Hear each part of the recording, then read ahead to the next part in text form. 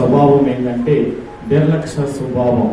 ఈ నిర్లక్ష్య స్వభావం ద్వారా మనము కలిగే కొన్ని నష్టాల గురించి మనం తెలుసుకుందాం. దేవునికి స్తుతి చెప్దామా గట్టిగా? హల్లెలూయా.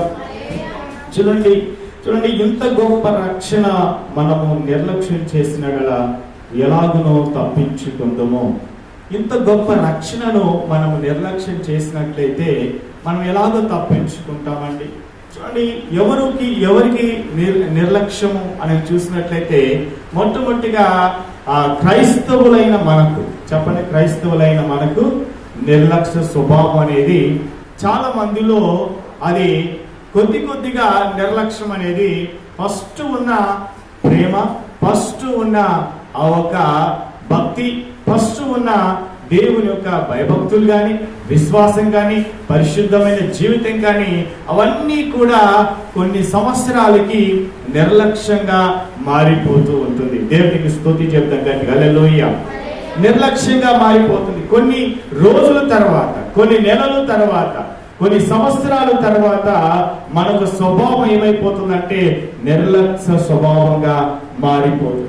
ఈ నిర్లక్ష్య స్వభావం ద్వారా చూడండి మనకు కలిగే కొన్ని వ్యాధనకరమైన పరిస్థితుల గురించి మనం తెలుసుకున్నట్లయితే చూడండి, టోటల్ గా మనం ఏమైపోతున్నాం అంటే మనము దారి తప్పిపోయిన వారి వలె తిరుగుతూ ఉన్నాం. చెప్పండి, ఏం తప్పిపోతుందని చెప్పండి? దారి తప్పిపోయిన వారి వలె మనొక దారి మనము తెలిసి ఉండి కూడా తప్పిపోతూ ఉన్నాం. మన జీవితంలో కొన్నిసార్లు నిర్లక్ష్యం అనేది ప్రతి మనిషిలో ఉంటుంది, ప్రతి వ్యక్తిలో ఉంటుంది. ఈ దాని ద్వారా కలిగే కొన్ని నష్టాలు మనము బైబిల్ గ్రంథములో మనం చూసినట్లయితే చాలా మంది జీవితాలు నిర్లక్ష్య స్వభావం, నిర్లక్ష్యమైన ఆలోచన తలంపులు, ఇవన్నిటిని బట్టి మనిషి ఏమైపోతున్నాడంటే కొద్దిగా మరి లోకంలోనికి దిగజారిపోతూ ఉన్నారు. చూడండి, రక్షణను మర్చిపోతున్నారు. దేవుడు మన కొరకు మరణించి తిరిగి లేచి ఆయన సజీవుడిగా ఉన్న దేవాది దేవుని ఒక విషయంలో ఎంత నిర్లక్ష్యం కలిగిన వారే ఉన్నారంటే ఎవరంటే మొట్టమొదటిగా క్రైస్తవులు. చెప్పండి, ఎవరండి? క్రైస్తవులు, దేవుని అంగీకరించిన వారు, దేవుని నమ్మిన వారు, భక్తి కలిగిన వారు, విశ్వాసులు, మరి దేవునికి నామానికి మహిమకరంగా జీవించవలసిన వారు అందరి జీవితాల్లో ఈ నిర్లక్ష్య స్వభావం అనేది ఎక్కువైపోతా ఉంది.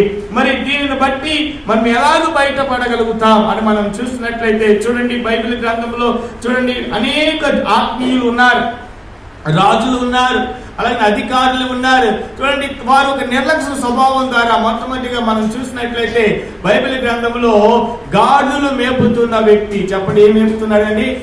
అందరు చెప్పాలి. గాడిదలు మేపుతున్న ఒక వ్యక్తిని దేవుడు ఏం చేశాడు? ఇశ్రాయేలు దేశానికి రాజుగా చేశాడండి. ఏం చేశాడు? ఇశ్రాయేలు దేశానికి రాజుగా చేశాడు. ఇశ్రాయేలు దేశానికి మొట్టమొదటి రాజు ఎవరండి? మొట్టమొదటి రాజు ఎవరు? చెప్పండి గట్టిగా. సౌలు. దేవునికి స్తోత్రం కలుగుగా, హల్లెలూయా. ఈ సౌలు మొట్టమొదటి రాజు అండి. సౌలు మొట్టమొదటి రాజుగా మరి ఇశ్రాయేలు దేశానికి ఏలుతూ ఉన్నాడు. చక్కగానే ఏలుతున్నాడు, చక్కగా మరి దేవునికి లోబడ్డాడు, చక్కగా అన్ని విషయంలో కూడా జాగ్రత్త తీసుకున్నాడు. కానీ కొన్ని దినాల తర్వాత దేవుడు తనకిచ్చిన పదవిని కొద్దిగా నిర్లక్ష్యం చేయడం మొదలు పెట్టాడండి. రాజుగా ఉన్న ఆ ఒక భయము లేదు, రాజుగా ఉన్నాడు కానీ ఏమాత్రం భక్తి లేదు. ఆ తర్వాత అతనిలోకి ఏమొచ్చేసింది చెప్పండి? దురాత్మ వచ్చింది. ఏమొచ్చింది చెప్పండి? అందరూ చెప్పాలి. ఏమొచ్చింది? భక్తి పోయింది, విశ్వాసం పోయింది, నమ్మకం పోయింది, అన్ని పోయింది. ఇప్పుడు సౌలులోకి ఏమొచ్చింది చెప్పండి? దురాత్మ వచ్చేసింది. ఇతడు దేవుడిని అంగీకరించిన వ్యక్తే కాదా? దేవుడు ఎన్నుకున్నాడా కాదా? దేవుడు ఏర్పరచుకున్నాడా లేదా? కానీ కొంతకాలానికి అతని భక్తి, విశ్వాసం, నిర్లక్ష్య స్వభావం వచ్చేసింది. దేవునికి లోబడట్లే, దేవుని మాట సరిగా వినట్లే, దేవుడు చెప్పింది సరిగా చేయట్లేదు. చూడండి, కొద్దిగా ఈ యొక్క తన జీవితాన్ని ఏమైపోయాడంటే అతడే తన జీవితాన్ని నాశనానికి గురి తెచ్చుకున్నాడు.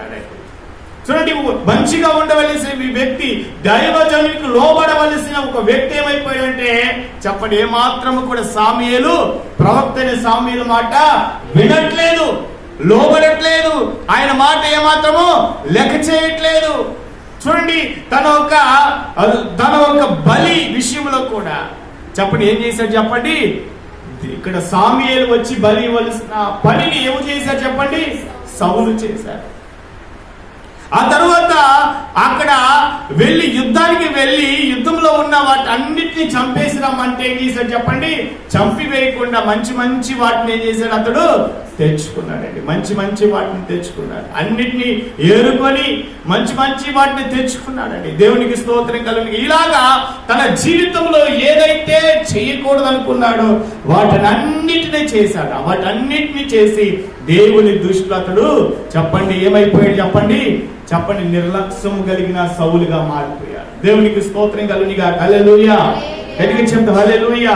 కాబట్టి ఇలాగా తన జీవిత కాలంలో అన్నిటిని కూడా మర్చిపోయి, అన్నిటిని విడిచిపెట్టి, అన్నిటికీ దూరంగా ఉంటూ, అన్ని విషయాల్లో కూడా దేవునికి విరోధంగా జీవిస్తున్న సౌలు ఏమైపోయాడంటే, ఈ రోజుల్లో మనం చూడాలి సౌలు జీవితాన్ని మనం గ్రహించినట్లయితే తన పిల్లలు చచ్చిపోయారండి. అతడు కూడా చనిపోయాడు. తన రాజ్యము వెళ్ళిపోయింది. దేవుడు ఏం చేశాడు? అతన్ని పక్కనికి తోసేశాడండి.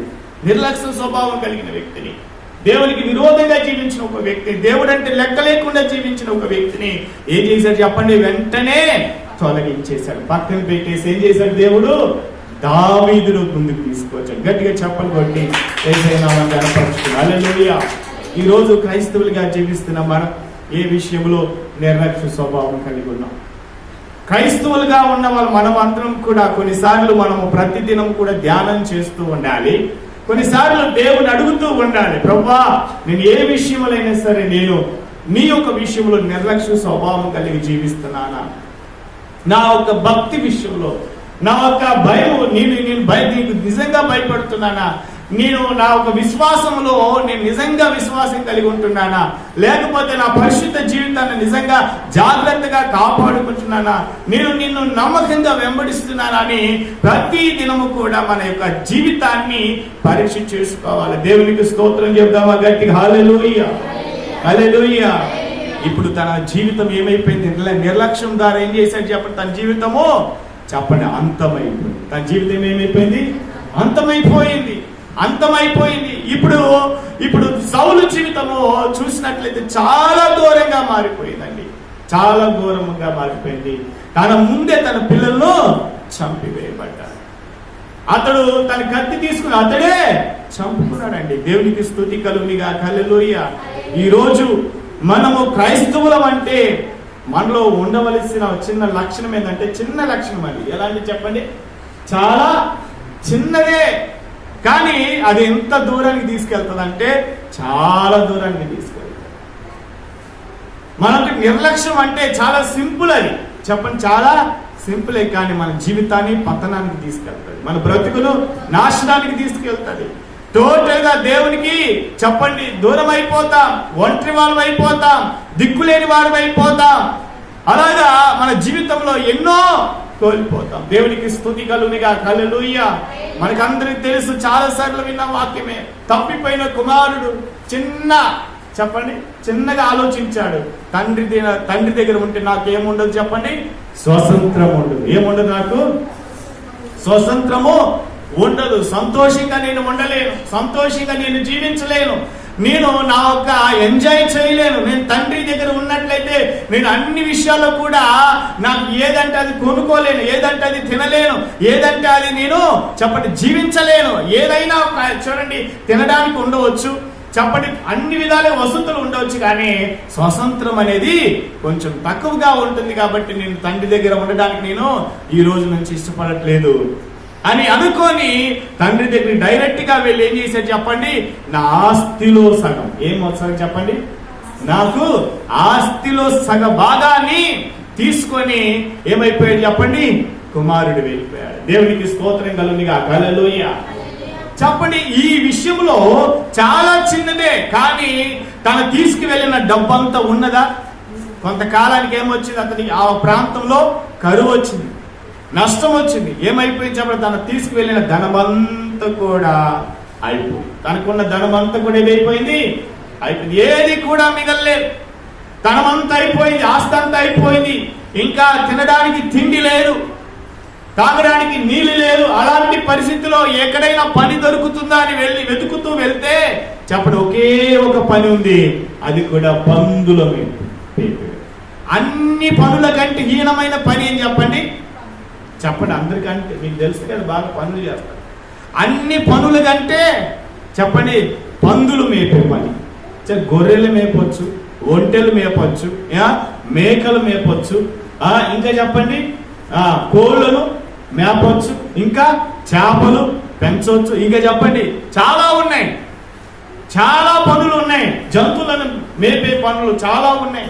కానీ అన్ని పనుల కంటే హీనమైన పని చెప్పండి కంపు పని. చెప్పండి, మంచి వాసన వస్తుందా దాంట్లో? పందికి ఏం వాసన వస్తుంది చెప్పండి? సెంటు వాసన ఏమైనా వస్తుందా? అది రోజు మంచిగా తానం చేస్తుందా? చెప్పండి, మనం చేపియాలి. దేవునికి స్తోత్రం కలుగునుగా. హల్లెలూయా. దానికి ఇష్టం వచ్చినట్టు దొరుకుతా ఉంటది. చెప్పండి, పంది ఏం చేస్తుంది? ఇష్టం వచ్చినట్టుగా దొరుకుతా ఉంటది, పొరులుతా ఉంటది. అది చాలా అసహ్యకరమైనది, కాబట్టి చాలా విరోధంగా ఉంటుంది.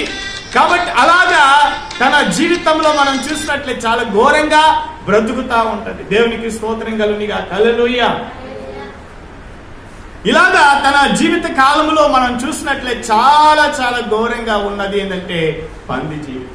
అలాంటి పందిని మేపడానికి ఒకే ఒక పని ఉంది. ఇంకేం పని నా దగ్గర లేదు. చేస్తావా అంటే ఏం చేయాలి? తప్పదు. మరి చెప్పండి, తప్పదు. కాబట్టి ఏం చేశాడు చెప్పండి? వెళ్ళి చెప్పండి నేను చేస్తానని ముందుకు వెళ్ళాడు. దేవునికి స్తోత్రం కలుగునుగా. హల్లెలూయా.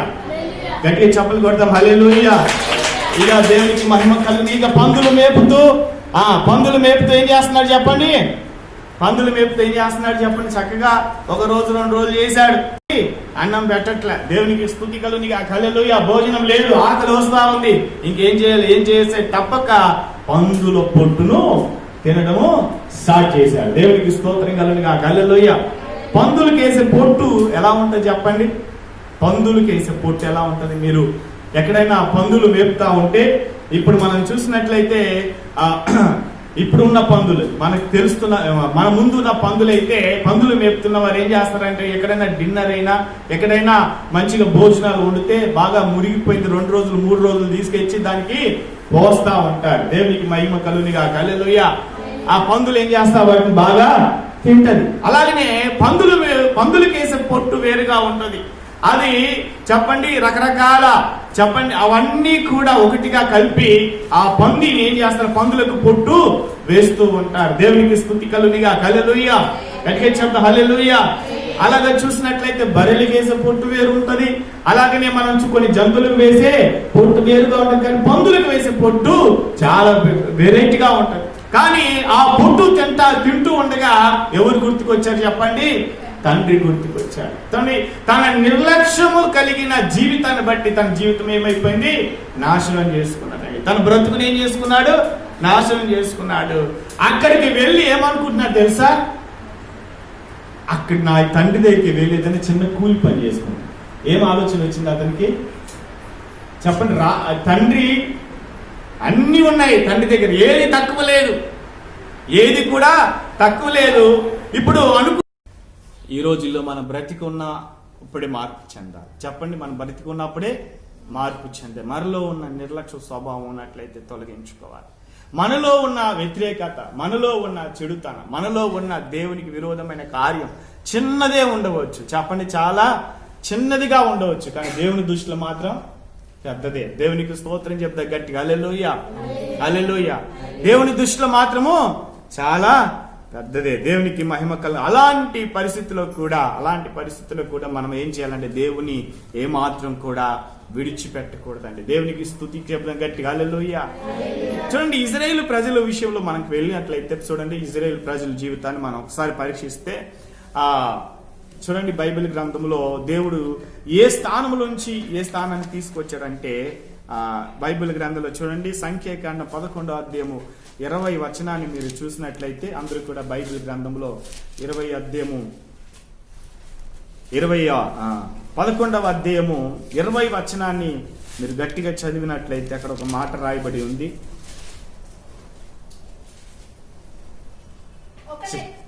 చదవండి. ఒక్క నెల దినముల వరకు అనగా అది మీ నాసిక రంధ్రముల నుండి వచ్చి మీకు అసహ్యం పుట్టు వరకు దానిని తిందుదురు. ఏలయనగా మీరు మీ మధ్యనున్న యెహోవాను నిర్లక్ష్యం చేసి ఆయన సన్నిధిని ఏడ్చి ఐగుప్తులో నుండి ఎందుకు వచ్చితిమనుకుంటిరి. అందుకు మోషే, దేవునికి స్తోత్రం, చాలమ్మ దేవునికి స్తోత్రం కలుగునుగా. హల్లెలూయా. వీళ్ళు ఎక్కడున్నారు చెప్పండి? ఇన్ని రోజులు ఐగుప్తులో ఉన్నారు. ఎక్కడున్నారు చెప్పండి? ఐగుప్తులో ఉన్నారు. వారు చాలా ఏడ్చారు, కన్నీరు కార్చి, అయ్యో ఈ భారం అయ్యా మమ్మల్ని తీసివేయని చాలా ఏడ్చి ఏడ్చి కన్నీరు కార్చి వాళ్ళు ప్రార్థన చేశారు. దేవునికి స్తోత్రం కలుగునుగా. హల్లెలూయా. దేవుడు వరను విని మోషేని పంపించాడు. ఇన్ని గొప్ప కార్యములు చేసిన దేవుని దృష్టిలో ఈ యొక్క ఇశ్రాయేలు ప్రజలు ఏమన్నారంటే, అయ్యో మేము ఐగుప్తులో నుండి మేము ఎందుకు వచ్చితిమో. చెప్పండి, ఎక్కడి నుంచి వచ్చారంటే వాళ్ళు? ఐగుప్తులో నుండి ఎందుకు మేము వచ్చితిమో. అటు ఇటు తిరగకండి, అట్లా వెళ్ళిపోతే అట్లా ఇంటికి వెళ్ళిపో అనుకోండి. చూడండి, దేవునికి స్తోత్రం కలుగునుగా. హల్లెలూయా. చూడండి, ఇక్కడ మనము చూసినట్లయితే ఇక్కడ మేము ఎందుకు వచ్చిత్తం, ఐగుప్తుల నుండి ఎందుకు వచ్చిత్తం అనుకుంటారు మీరు? దేవుడే స్పష్టంగా చెప్తా ఉన్నాడండి. ఎక్కడి నుండి దేవుడు వీళ్ళని తీసుకొచ్చాడంటే ఐగుప్తులో నుండి వీళ్ళందరినీ కూడా మోషే ద్వారా 10 అద్భుతాలు చేశాడు దేవుడు. అద్భుతాలు చేసి ఆశ్చర్యకార్యాలు చేసి ఎర్ర సముద్రాన్ని పాయలు చేసి, చెప్పండి, ఐగుప్తులో ఎంతో ఘోరమైన పనులు చేసుకుంటూ ఎంతో వేదనకరమైన పరిస్థితుల్లో ఉన్నప్పటికీ కూడా దేవుడు ఏం చేశాడంటే మోసేని పంపించి అన్ని గొప్ప కార్యాలు చేసి వాళ్ళందరినీ విడిపిస్తే ఇప్పుడు వాళ్ళు అనుకుంటున్నారంటే, అయ్యో మేము ఎందుకు వచ్చి తిని. ఐగుప్తు అనగానే చెప్పండి ఏ స్థలం చెప్పండి? కష్టమైన స్థలం. ఐగుప్తు అనగానే భారమైన స్థలం. ఐగుప్తు అనగానే దేవునికి విరోధమైన స్థలం. అలాంటి స్థలంలో నుంచి దేవుడు విడిపిస్తే ఇప్పుడు ఏమైపోతున్నా, అయ్యో మేము ఐగుప్తుల నుండి ఎందుకు వచ్చాము? అక్కడే మేము బాగున్నాం కదా, అక్కడే మేము చక్కగా పని చేసుకున్నాం కదా. దేవుడు ఏం చేశాడు? 40 సంవత్సరాలు చెప్పండి మోషే ద్వారా చెప్పండి దేవుడు ఏం చేశాడంటే ఇజ్రాయేల్ ప్రజలు ఎలాగ నడిపించి వాళ్ళ చెప్పులు అరిగిపోలేదంట, వాళ్ళ బట్టలు మాసిపోలేదంట. దేవునికి స్తోత్రం కల. ఇంత గొప్ప కార్యం చేస్తే చెప్పండి ఏమంటున్నారు వీళ్ళు? ఎందుకు వచ్చితిమో, ఎందుకు వచ్చితిమో అని. ఇక్కడ ఎవరు నిర్లక్ష్యం చేస్తున్నారంట? యెహోవాను నిర్లక్ష్యం చేసి ఆయన సన్నిధిలో ఏడ్చారంట. దేవునికి మహిమ కలుగును గాక. చూడండి, మనకు ఆత్మీయ జీవితంలో ఒక విషయాన్ని మనం గ్రహించాలి. మనం ఎందుకు ప్రభుని అంగీకరించాం? ఎవరినో చెప్తే నమ్ముకున్నామా? మీరు ఎవరో చెప్తే మీరు నమ్ముకున్నారా? చెప్పండి. దేవునికి స్తోత్రం కలుగును గాక. హల్లెలూయా. ఒక వ్యక్తి మనకు అవసరమే, ఒక నాయకుడు మనకు అవసరమే. ఎవరో నీకు సువార్త అందించారు, ఎవరో నీకు మంచి మాటలు చెప్పారు యేసయ్య దగ్గరికి వెళ్ళమని. ఇప్పుడు వెళ్ళమని చెప్పారు కానీ యేసయ్యను నమ్ముకోవడం ఎవరి చేతిలో ఉంది? నీ చేతిలో. నమ్మడము, నమ్మకపోవడం, విశ్వాసించడము, విశ్వాసించక పోవడం, అది నీ చేతిలో ఉంది. కాబట్టి ఇప్పుడు దేవుడు నీకు ఇచ్చాడు మరణము, జీవము నీ దగ్గర పెట్టాడు. ఇప్పుడు మనం ఏం చేస్తున్నాం అంటే నిర్లక్ష్యం అనేది మనలో ఉండినట్లయితే, నిర్లక్ష్య స్వభావం మనలో ఉండినట్లయితే ఇప్పుడు వీళ్ళందరూ బ్రతుకు ఏమైపోతుందంటే దేవుడు చాలా బాధతో అంటూ ఉన్నాడు, ఏలనగా మీరు మీ మధ్యనున్న యెహోవాను నిర్లక్ష్యం చేశాడంట. చూడండి, దేవుడు ఎక్కడ ఉంటాడు? ఎక్కడ 2 3 నా నామములో కూడి ఉంటాడు. దేవుడు అక్కడ ఉంటా అన్నట్లేడా? దేవుడికి స్తుతి చెప్దాం గట్టి. హల్లెలూయా. ఇప్పుడు ఎక్కడ 2 3 ఉన్నారో అక్కడ నేను ఉంటానని దేవుడు చెప్పాడు. ఇక్కడ మనం ఏం చేయొద్దు? దేవుని యొక్క సన్నిధిలో నిర్లక్ష్యంగా ఉండకూడదు. దేవునికి స్తోత్రం. ఆ శ్రద్ధ చూపించొద్దు, ఆ శ్రద్ధ కలిగి ఉండకూడదు. ఎందుకంటే దేవుడు అన్ని విషయంలో కూడా ప్రతి వ్యక్తిని గద్దిస్తున్నాడు. రాజునైనా గద్దిస్తున్నాడు, ప్రవక్తనైనా గద్దిస్తున్నాడు, చెప్పండి నాయకుడినైనా గద్దిస్తున్నాడు, దైవజనునైనా గద్దిస్తున్నాడు. ప్రతి ఒక్క విశ్వాసునైనా సరే దేవుడు గద్దిస్తున్నాడండి. ప్రతి వారిని దేవుడు గద్దిస్తా ఉన్నాడు. దేవునికి మహిమ కలుగునుగా. హల్లెలూయా. గట్టిగా చెప్తాం హల్లెలూయా, హల్లెలూయా. చూడండి, యొక్క చిన్నదే మనం అనుకోవచ్చు. దాంట్లో చెప్పండి దేవుడు మనం చెప్పుకున్నాం కదా, లోతు భార్య ఏం చేసింది చెప్పండి? వెనకకు చూడొద్దంటే ఏం చేసింది? చూసింది. అంటే దేవుడు ఏమన్నాడు? చూడొద్దన్నాడు. ఈమె ఏం చేసింది? చూసింది. ఎందుకు చూసింది? మీరు చెప్పాలి. ఎందుకు చూసింది? చూసే ఏమైతే. అబ్బా మస్తు చెప్పాం. ఇంకేముంది? ఇంకేమనుకోవచ్చు? చూస్తే ఏమైందేమో, ఏమైతుందేమో అని చూసి ఉండవచ్చు. ఇంకా చెప్పండి, అక్కడ ఉన్న తనకున్న ఆస్తి ఉంది, తనకున్న వస్తువులు ఉన్నాయి, అన్నీ ఉండవచ్చు, ఏదైనా సంథింగ్ ఏదైనా ఉండవచ్చు. కానీ చూసింది ఆమె నిర్లక్ష్యమే ఆమెను ఏం చేసింది? అంతం చేసింది. ఏం చేసింది చెప్పండి? అంతం అయిపోయింది, ఉప్పు స్తంభంగా మారిపోయింది. దేవునికి స్తోత్రం కలుగునిగా. హల్లెలూయా. వెనకకు తిరిగి చూడొద్దు అని దేవుడు చెప్పాడు, కానీ ఈమె చూసింది. కాబట్టి చూస్తే ఏమైతుంది అని అంటే చెప్పండి, చూసిందా కాబట్టి ఏమైంది? ఉప్పు స్తంభం అయింది. ఇప్పుడు కూడా దేవుడు ఎన్నోసార్లు కూడా మనల్ని చూడొద్దు అని చెప్తున్నాడు, ఎన్నోసార్లు చెప్తున్నాడు, గద్దిస్తున్నాడు. చూడొద్దు, వినొద్దు, మాట్లాడొద్దు, చెప్పండి వెళ్ళొద్దు అని దేవుడు ఎన్నోసార్లు కూడా మనల్ని గద్దిస్తూనే ఉన్నాడండి. దేవునికి స్తోత్రం కలుగునిగా. హల్లెలూయా. అందుకే ఈ రోజుల్లో మనం చూడాలి, విశ్వాసులకు చెప్పండి ఏమైపోతుంది? నిర్లక్ష్యము. అన్ని విషయాల్లో, ప్రార్థన విషయంలో గాని, భక్తి విషయంలో గాని, ఇచ్చే విషయంలో గాని, చెప్పండి దేవునికి, చెప్పండి దేవుడితో మాట్లాడే విషయంలో గాని, అన్ని విషయంలో కూడా నిర్లక్ష్యం అనేది ఒకటి. అది ఏమైపోయిందంటే అది అంటే దాన్ని ఏమంటున్నారంటే ఇంగ్లీష్ లో మనం చెప్పవచ్చు, చెప్పండి లేజీతనం. ఏం చెప్పండి? అందరు చెప్పాలి, ఏం చెప్పండి? లేజీ. చెప్పండి ప్రతి విషయంలో కూడా లేజీ తీసుకోవడం. కాబట్టి మనం ఎందుకు దేవుడు వద్దంటున్నాడు, దాన్ని ఎందుకు మనము లేజీగా తీసుకో, దాన్ని సీరియస్ గా తీసుకున్నాం.